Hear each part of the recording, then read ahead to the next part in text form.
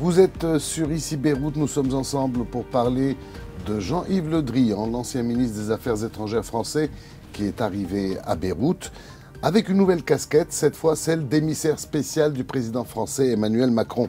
Sa mission, c'est de tenter de trouver une solution et d'élire un président pour le Liban. Une mission évidemment dans le contexte actuel des plus simples, vous l'aurez imaginé. Nous avons décidé donc de consacrer la chronique d'Ici Beyrouth à cette visite qui va s'avérer très importante. Et pour en parler, je suis en compagnie de Roula Baidoun, qui est la chef du service politique de Ici Beyrouth et de This is Beyrouth. Notre version en anglais, c'est pas une version d'ailleurs, c'est un média différent. Et Michel Touma, qui est le directeur de la rédaction. Alors, Jean-Yves Le Drian est donc arrivé. Qu'est-ce qu'il a comme feuille de route, à votre avis, Roula? Moi, j'aimerais dire que la France avait déjà présenté une initiative auparavant, mais que celle-ci n'avait pas eu le succès escompté par la France. Donc la mission de M. Le Drian est de venir, je pense, écouter ce que les Libanais ont à dire et tirer les conclusions pour pouvoir préparer une nouvelle initiative qui aurait peut-être plus de chances d'aboutir. Mais si il est déjà venu écouter, on va voir des images d'archives, il est déjà venu écouter avec Emmanuel Macron, puis il est reparti. Et puis, il ne s'est rien passé. Mais c'était avant que la France n'avance cette initiative de faire élire Slimane Frenji comme président et Nawaf Salam comme Premier ministre. Une initiative qui n'a... C'était pas aussi tranché que ça. Indirectement, mais ils ne l'ont jamais nié et ça a circulé partout. Donc, je pense que cette idée-là a fait long feu, comme on dit, et que maintenant, surtout l'opposition libanaise, voudrait leur montrer qu'en fait, cette idée-là doit être abandonnée. Et pour faire cela, ils vont se baser sur les résultats de la dernière séance électorale dans laquelle Slimane Frenji a eu 51 voix contre 59 pour le candidat de l'opposition et du CPL, Jihad Azour. Et les deux ont crié victoire. Hein. Les deux camps ont crié victoire, évidemment. Mais si on regarde les chiffres, en prenant en considération qu'il y a eu un billet fantôme qui a disparu aussi et qui aurait pu peut-être élever les voix de Jihad Azour à 60 par rapport à 50. Je dis juste à ceux qui nous regardent que si vous voyez tous ces gens en masque, ce n'est pas que l'épidémie de Covid a repris au Liban, c'est que juste ce sont des images d'archives et il y avait à l'époque le Covid. Pardon de vous avoir coupé. Oui, parce que M. Le Drian vient d'arriver, on n'a pas encore les images de ces entretiens. Je disais donc, c'est vrai que chacun crie victoire, mais si on regarde les chiffres, on peut que constater que il y a presque 9 voix d'écart entre les deux, sachant que M. Frenji était le candidat du 8 mars depuis avant. Eux, ils votaient blanc avant, mais c'était déjà leur candidat. Et que Jihad Azour n'a été que récemment adoubé par l'opposition et le courant patriotique libre qui ont convergé, comme on dit, sur sa candidature. Vous êtes d'accord, Michel, pour dire qu'il vient écouter seulement? Je ne pense pas, personnellement. Il doit avoir quelque chose à dire, quand oui, même. parce que si c'est uniquement une mission d'information, le seul avantage d'une éventuelle... faire par téléphone, ça. Non, le seul avantage d'une éventuelle mission d'information, c'est que la France réaffirme sa présence sur la scène diplomatique et internationale, son rôle dans la région. Donc l'acquis serait pour la France. Mais pour le Liban, je pense qu'il n'a pas besoin, M. Le Drian, de venir à Beyrouth pour essayer de s'informer des positions en présence de part et d'autre, parce que les positions sont connues. Il suffit de lire Ici Beyrouth, il suffit de lire les déclarations et les communiqués des principaux responsables politiques. Les positions sont claires. Donc, il y a une information qui a été rapportée aujourd'hui qui pourrait être un indice que ce n'est pas une mission d'information. Semble-t-il, d'après certaines informations, il devrait, après Beyrouth, se rendre à Téhéran et à Riyad. En juillet.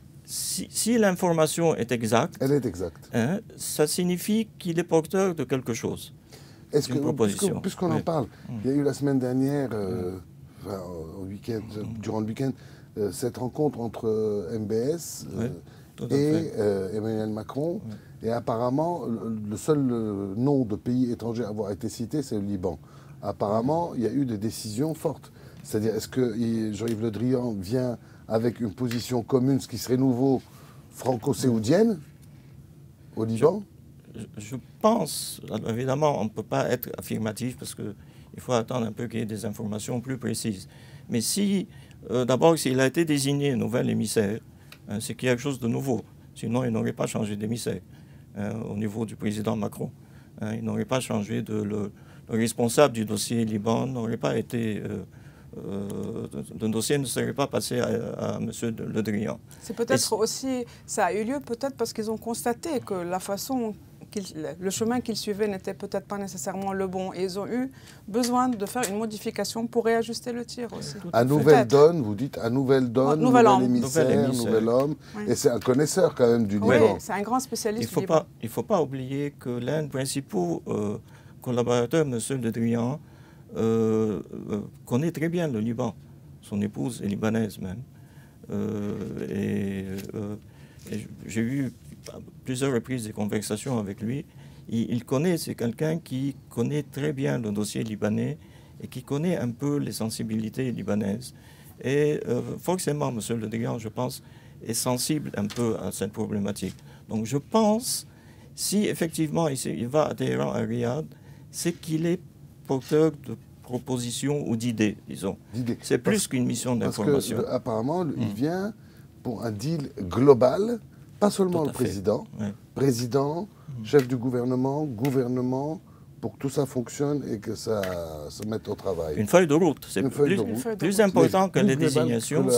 C'est une feuille de route politique du nouveau régime. Oui, parce que c'est ça qui est important. Un président, c'est après, on peut pas. C'est après, on va lui mettre les bâtons dans les roues. On ne peut pas nommer un Premier ministre. Ou c'est lui qui va mettre les bâtons dans les roues du Premier pendant ministre. 6 ans, on a été habitué à plutôt. Comme ça a été le cas auparavant. Rolla, il va rencontrer qui, Jean-Yves Le Drian? Il va rencontrer d'abord les officiels. Aujourd'hui, il rencontre le chef du Parlement, Nabih Berri, et peut-être le patriarche maronite. Et il va rencontrer, je pense, le Premier ministre et les blocs essentiels, mais aussi les 4 noms qui ont reçu des votes pendant la séance électorale de la semaine dernière. Donc, Sleiman Frenji, Ziad Baroud, le commandant en chef de l'armée, Joseph Aoun. Quant à Jihad Azour, qui se trouve à Washington, il a été dit que peut-être il lui parlerait en Zoom, puisqu'il ne se trouve pas à Beyrouth actuellement. Oui, alors, la France est devant une situation où il y a 2 candidats qui s'opposent, l'un qui a eu des voix sans les voix chiites, et l'autre qui a eu sans les voix chrétiennes. Ils vont peut-être essayer de trouver quelqu'un qui peut être élu avec les voix des uns et des autres. D'où l'intérêt de cette voix qui est allée à Joseph Aoun. Oui, tout à fait. Pour la première fois, je pense, depuis la fin du mandat, le nom de Joseph Aoun est sur le tapis publiquement. Je pense que c'est la première fois que son nom est débattu, qu'il y a un débat sur une éventuelle candidature de Joseph Aoun. C'est le député de Tripoli, Ihab Matar, qui a voté pour lui, qui a mis ce premier vote. Mais ça fait, depuis le départ, on entend le nom de Joseph Aoun comme étant le candidat qui finirait par être élu, après que les autres soient auto-éliminés. C'est une théorie qui attend de se confirmer, mais qui est avancée par beaucoup de partis. Ce matin, Michel Maouad, chez nos amis de France 24, là, disait que la France peut aider à débloquer la présidentielle. Est-ce que ça veut dire que l'opposition trouve cette visite, ou cette mission plutôt, trouve que c'est une bonne chose? Oui, les députés de l'opposition à qui j'ai parlé sont heureux de la nomination de M. Le Drian parce que c'est un grand connaisseur du Liban et parce que si on retourne sur des phrases que lui-même a utilisées auparavant, c'est lui l'auteur de la fameuse phrase « non-assistance à pays en danger ». Il y a déjà le mot « assistance ». Il avait aussi dit « aidez-nous à vous aider ». Bon sang. Bon sang, bon sang. C'est donc quelqu'un qui croit et qui veut aider le Liban. Et je pense qu'en tant que fin connaisseur, il peut contribuer à ça. Et les gens de l'opposition, c'est pour ça qu'ils l'attendent un peu avec impatience, parce qu'ils veulent lui expliquer leur position et essayer de le convaincre. Si ce n'est pas pour faire élire Jihad Azour, en tout cas pour abandonner totalement la carte de Sleiman Frenji. Le problème, c'est qu'à un moment donné, il va devoir parler au Hezbollah. Et depuis le début, c'est le Hezbollah qui bloque l'élection de tout président qui n'est pas de son camp. Qu'est-ce que Jean-Yves Le Drian peut aller dire au Hezbollah, Michel? Non, ce qu'il pourrait faire, ce n'est pas ce qu'il va dire au Hezbollah, ce qu'il pourrait proposer aux Iraniens. Parce qu'en définitive, c'est là la clé de la solution, qu'on ne veuille ou non malheureusement. La clé de la solution est là. Et c'est pour ça, semble-t-il, cet entretien entre le président Macron et MBS, au cours duquel ils ont parlé du Liban, et ils se sont entendus que le ministre saoudien des Affaires étrangères aille à Téhéran. Ils ont discuté, semble-t-il, du Liban. Donc la clé de la solution est là. La réussite de cette initiative française réside dans ce que les Français pourraient proposer aux Iraniens dans le cadre d'un package global qui dépasserait peut-être même le cadre de la présidentielle et le cadre du Liban. Ouais. Oui. En englobant la Syrie, les réfugiés. Voilà, tout à fait. Ça peut être un package global, d'où l'importance aussi du rôle de l'Arabie saoudite, parce que l'Iran aussi, quelque part, pourrait avoir besoin d'Arabie saoudite, ne fût-ce qu'au niveau financier, au niveau d'investissement, au niveau économique. C'est une possibilité. Encore une question, Michel. On dit qu'une des priorités maintenant du président Macron, c'est peut-être de retisser des liens qui se sont distendus avec la communauté chrétienne libanaise. Apparemment, ça ne va pas très bien certainement ça ne va pas très bien entre les chrétiens du Liban et la France. Et un des aspects de cette mission pourrait-il être celui-là?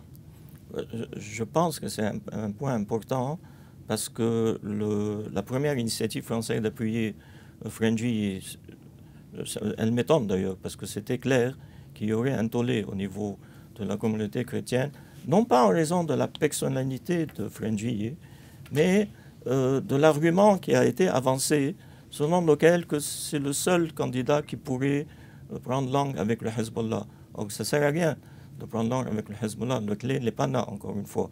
Donc cette option Frangui, effectivement, a créé un malaise, disons, pour ne pas dire un froid, même au niveau du patriarcat maronite, qui en général est réservé et évite d'adopter un peu des positions en flèche.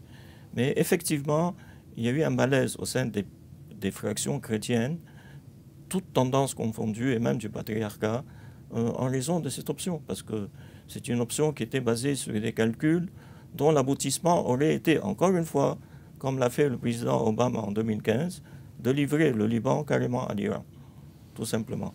Et c'est là où ça n'allait plus, évidemment, oui. C'est une option. Roland, la position du CPL, du courant patriotique libre, avec...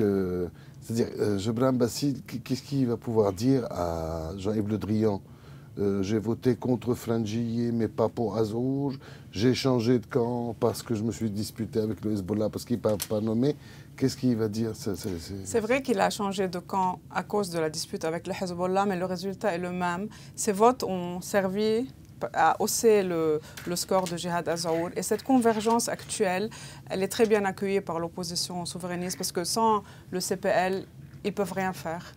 Ils ont besoin du CPL et le CPL a besoin d'eux. Donc maintenant, c'est une relation qui fonctionne et qui est utile pour les deux parties. Encore faudrait-il qu'elle dure. Bon, alors on lui souhaite bon courage pour sa mission, Jean-Yves Le Drian, parce qu'après, il n'y a plus que Tom Cruise pour Mission Impossible et on l'appellera. Merci d'avoir pris part à cette discussion rapide, mais vous pouvez suivre l'évolution de la situation politique au Liban et tout le reste de l'actualité, bien évidemment, en restant sur Ici Beyrouth et This is Beyrouth, notre média en anglais, et en nous regardant sur les réseaux sociaux qui s'affichent juste là, en bas de votre écran. Merci Roland, merci Michel. Merci. Merci.